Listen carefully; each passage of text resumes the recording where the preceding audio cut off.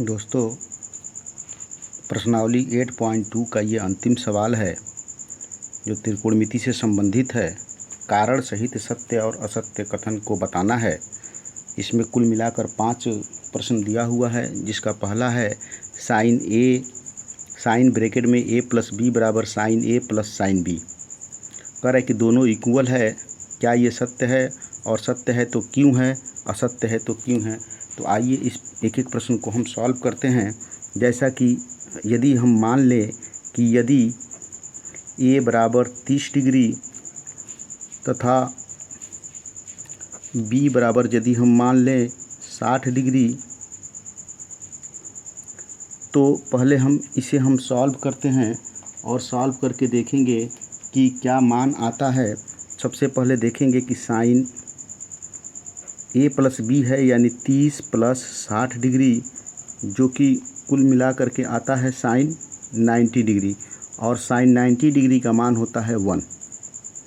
इस प्रकार यदि हम राइट हैंड साइड को लें, यानी sine a plus sine b को ऐसे लेते हैं और तब सॉल्व करके देखें कि sine a plus sine b, यानी साइन a का मान 30 डिग्री प्लस साइन b का मान 60 डिग्री है, जबकि हम जानते हैं कि साइन 30 अंश का मान होता है 1/2 और साइन 60 अंश का मान होता है √3/2। तो इस प्रकार हमें यह प्राप्त हो रहा है। 2 एलसीएम ले लें तो 1 प्लस √3, ये इतना मान प्राप्त हो रहा है, जो कि 1 की नहीं आ रहा है। इसका मतलब है कि कथन नंबर 1 क्या है, असत्य कथन है। हम इसे असत्य कथन लिखेंगे।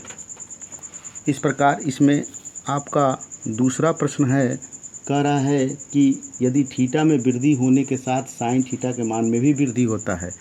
थीटा के मान में वृद्धि होने पर साइन थीटा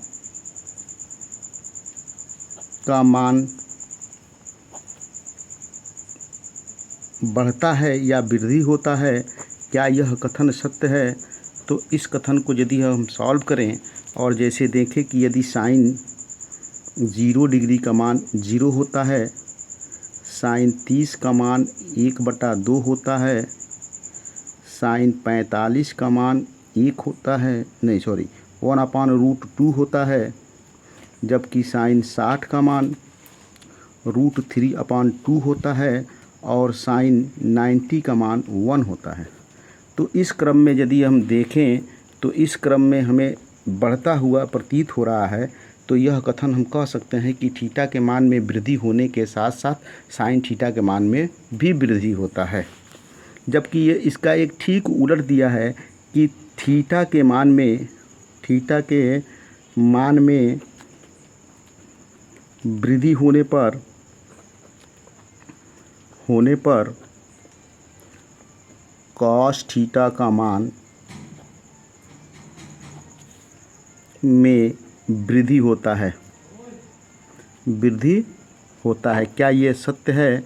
तो जैसा हम जानते हैं कि कॉस 0 डिग्री का मान 1 होता है और कॉस 30 डिग्री का मान होता है √3/2, जबकि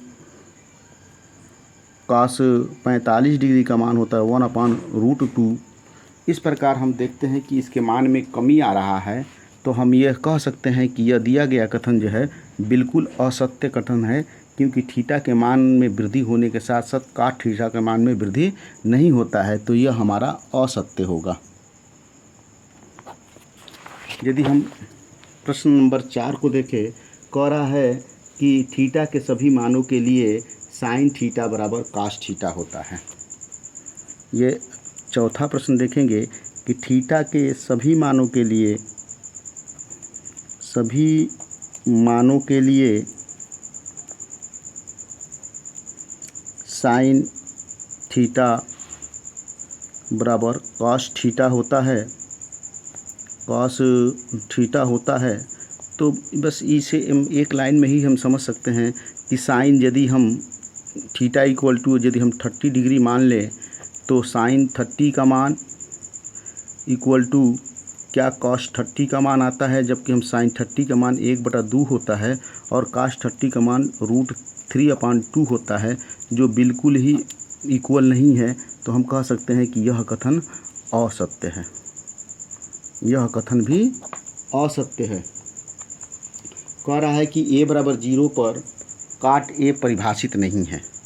कह रहा है 5वां है कि यदि a बराबर 0 डिग्री हो तो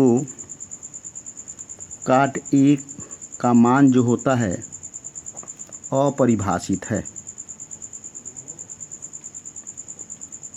अपरिभाषित है। जैसा हम जानते हैं अपरिभाषित में इन्फिनेटिव होता है, तो ये बिल्कुल ही सत्य है, क्योंकि कॉट 0 डिग्री का मान इन्फिनेटिव ही आता है, यानी अपरिभाषित होता है। तो इस प्रकार हम कह सकते हैं कि यह कथन बिल्कुल ही सत्य है।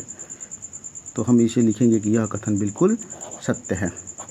तो इस प्रकार दोस्तों यह त्रिकोणमिति के प्रश्नावली 8.2 का अंतिम प्रश्न था। धन्यवाद।